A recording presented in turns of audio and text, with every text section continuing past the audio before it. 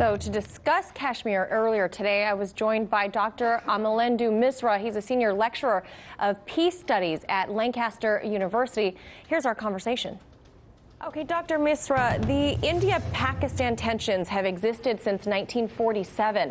Why are we only now seeing them come to a head? What do you view as the tipping point? Well, the fact is, like before, the conflict was confined to the states. So it was an interstate rivalry. What we have now is non-state actors who are operating across the borders, and they are destabilizing the stability in the region. So if you didn't have the terrorist outfits, perhaps these two states won't go to the fist fighting that they have gone into only recently. So the non-state actors have a big role to play, especially the ones based in Pakistani territories. And of course we have the territory of Kashmir to talk about, which is disputed, which is divided between three powers, India, Pakistan and China, and they all want to have the whole region to themselves. That doesn't help. And finally, we have an armed uprising in the valley that is in Kashmir, and that kind of adds fuel to the already existing tension that these two states have. Now, Dr. Misra, there was a suicide car bomb attack in Kashmir that killed 40 Indian security officers. Many people are blaming that on Pakistan's failure to crack down on terror cells in their country. Would you agree? Well, the fact is the outfit, the terrorist outfit that kind of claimed responsibility for it is based in Pakistan. It has its headquarters in Pakistan, and they have been carrying out several different attacks for the last 10 years. And immediately after that, they owned up to the suicide bombing that took the lives of 44 Indian military personnel. So there is no hiding from the fact that they are operating from the Pakistani territory. And the onus is on the Pakistani state to do something about these non-state actors.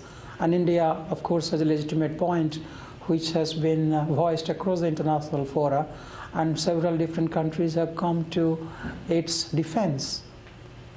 And, you know, India has parliamentary elections coming in May.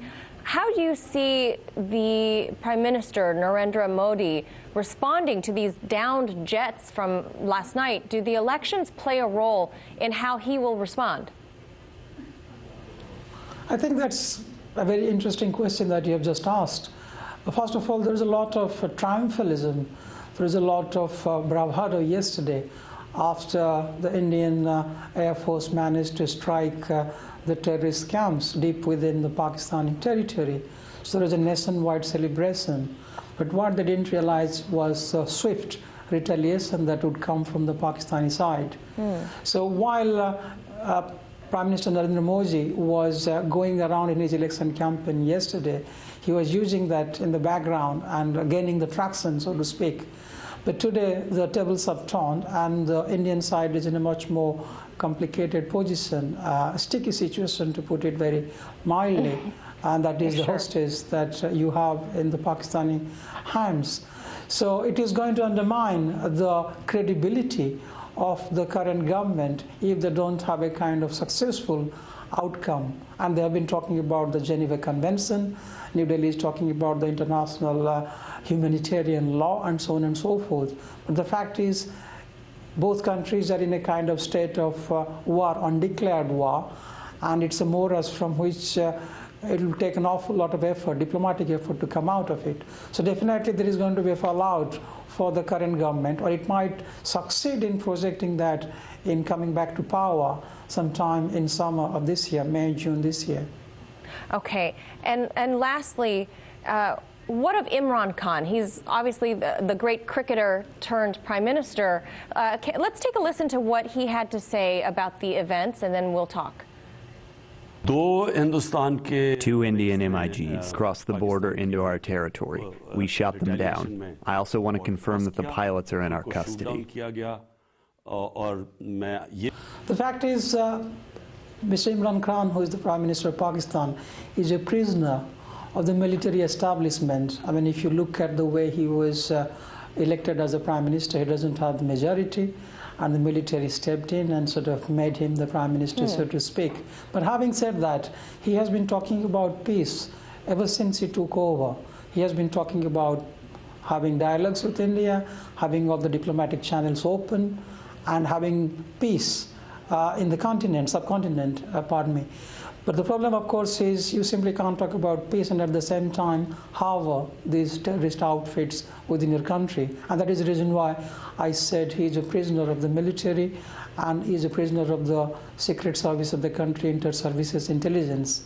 So what we have seen over the years, over the decades in fact, the civilian government is always a hostage to the military establishment. So although as an individual he might seek peace, although he may be speaking in true peaceful terms, but it's the military establishment that would be doing the muscle flexing from behind the scenes.